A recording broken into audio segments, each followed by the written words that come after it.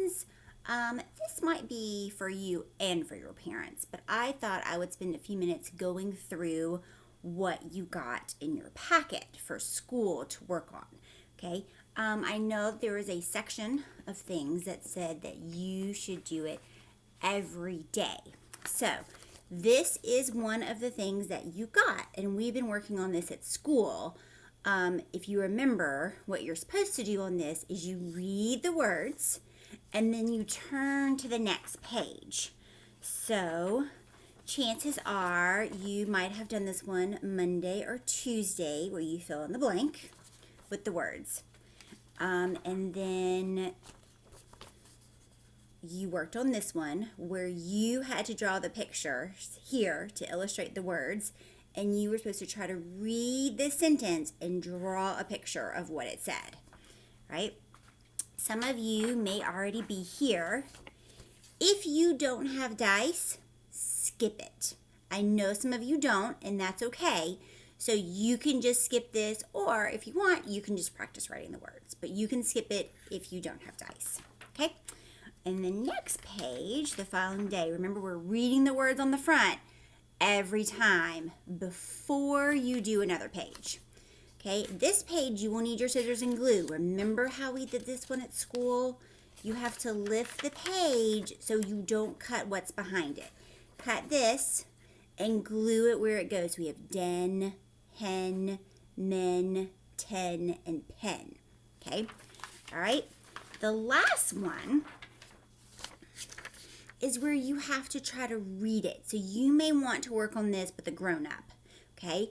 Once we read through it, we went through with a marker or a pen or a highlighter, and you're looking for N words. So I see Jen, I see 10, I see hens. So you're looking for all these N words, E-N. And then you answer the questions. What did Jen have? So you write the answer. And how much money did Jen make? I'm reading this backwards. So then you write that here, okay?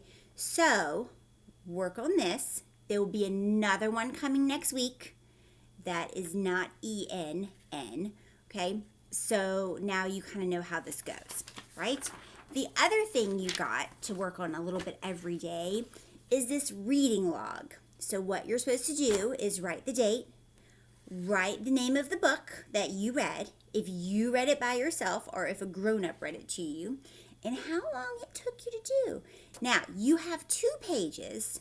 Some of you may use all those pages really quickly, and if that is the case, then you don't have to record anymore unless you just want to make another sheet, okay? In the packet next week, it's going to be front and back for you to work on and try to save some paper. So just keep up with this. You do not have to write every single book, but we would just like to see like what you've been up to. What kind of books have you been reading? Okay. Another thing that we made every day is your daily journal. I've seen some pictures already from some of your parents of what you've been up to in this, and that's great. So hopefully you wrote your name here because you're the author of this journal. It had some directions down here for Mom and Dad to kind of give you some guidance, okay? When you open it up, don't forget name, date. Now, if it's a 1-page story about something that happened to you, then you do not necessarily have to write the page number. However, if you are writing something in your journal and it takes more than 1 page, page numbers are very helpful. So this would be page 1, turn the page. Page 2, it may only be 2 pages, it may be 3 pages. I think I sent you 10 pages in here. You'll get another one next week. So once you fill up one, you can work on the next one. Please make sure you're writing every day. Super important while we're not at school, okay? All right, so the next thing you got every day was I sent you a new plan and pages for a fiction story. So hopefully you've been working on this. The one you have at school, I'm holding on to until we get back to school. But this gives you a chance to start a new one. So hopefully you explain to Mom and Dad that you have to figure out a character or characters in your story and you need to name them. Don't forget to name them. Setting goes here. Okay, where is your story going to start? It doesn't have to stay there, but where is it starting? House, forest, faraway planet, outer space, wherever. Okay, what is the problem going to be? And then what is the solution? Remember, the story tells us how they get from here to here. And your story should not happen in 3 pages. Okay, stretch it out. Make the reader want to turn the page. Like, oh my goodness, what's going to happen next? A lot like Charlie and the Chocolate Factory. Okay, all right. Those were the things that I sent home for you to do every day to work on. Okay, now we are up to day 3, I guess. Probably day 3. It's Thursday, so let's just say day 3. So let's take a look at what I sent you home. I sent you reading passages for every day for right now. I know some of you really wanted books. For right now, we're not going to send those. We'll see as things progress what will happen with that. But, so I did send you the reading passages. Now, reading passages do not mean you read it once and you never read it again. We read things over and over. So as a reader, we become a smooth, fluent reader. Okay? So every day when you get ready to do your new reading, read some of your old stories. You can read your books from your bag. You can read your other paper stories in your bag. Okay? I sent Mom and Dad like a lesson plan. They do not have to do all of this with you. Normally we didn't do every single part of it every day. But when you get to it, you do need to try to find some words, Mom and Dad. So like this one, our camping trip says you're going to circle the words or highlight the words or underline the words. Hear, will, and take. Okay, so that was your job, was to go into your story and find those words. It's easier if you circle, highlight, or underline them with different colors if you can. It's just easier to find them as you read. Okay, so your job is to read it. Mom and Dad can support you, but you should be doing most of the work. Sound out your words. Think about the story.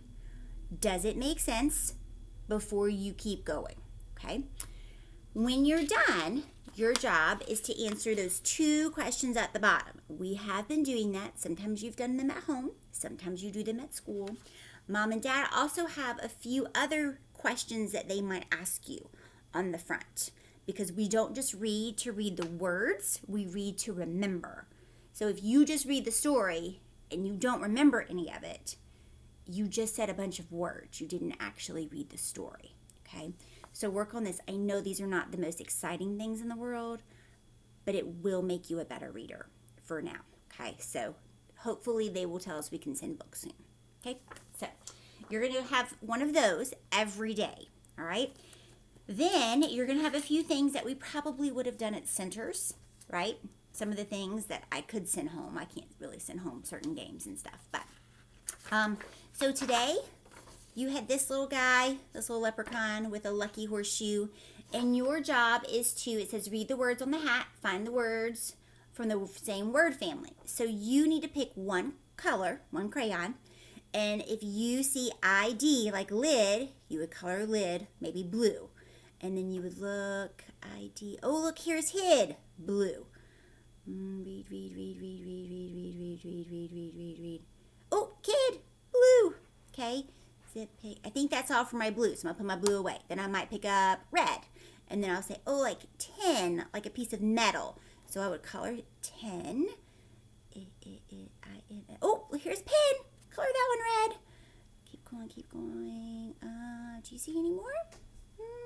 Oh, win, right here at the bottom. Color that one red, okay? So you get to pick the colors that you use, but you need to read the word as you color it, okay?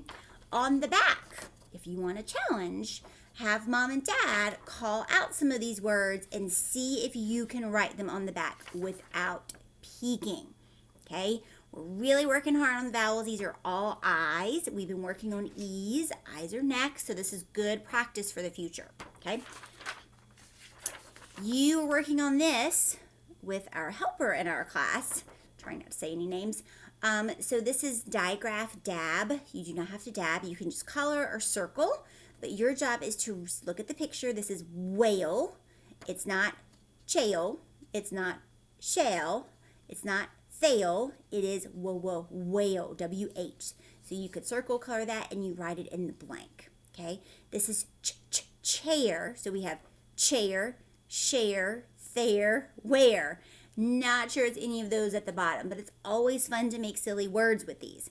So I would circle CH and then write it in the blank. So you have sheep, shell, 3, cherry, thumb, shoe, and whiskers. Do you see the little arrow right there? Whiskers. Okay, so work on these. If you want a challenge, on the back, mom or dad or whoever's at home with you, brother or sister or whoever, can say, what does shell start with? And see if you can remember it's SH. Okay, and you can write it on the back and see if you can get them right.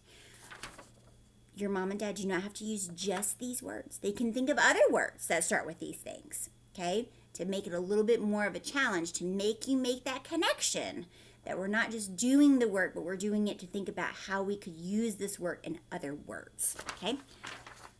All right, if we were at school this week because of St. Patrick's Day and leprechauns, we would be doing stuff with rainbows as well. So here, this is just the color of the rainbow. A lot of you already know this, which is awesome. But we have Roy, R-O-Y, red, orange, yellow, G for green, our favorite, Biv, blue, indigo, and violet. If you still have the crayons I gave you for Valentine's Day, if you look at the paper, you will find that you have an indigo crayon in there, okay?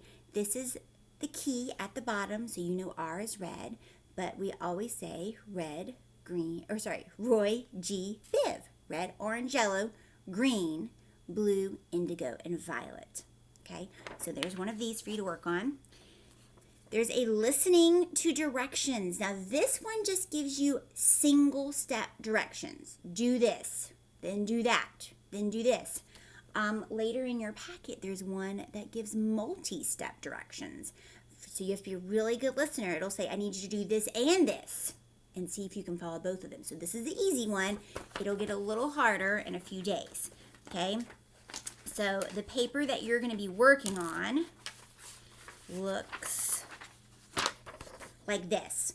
So someone might say, color the polka dots on the clover purple. So you would color the polka dots on the clover purple, right?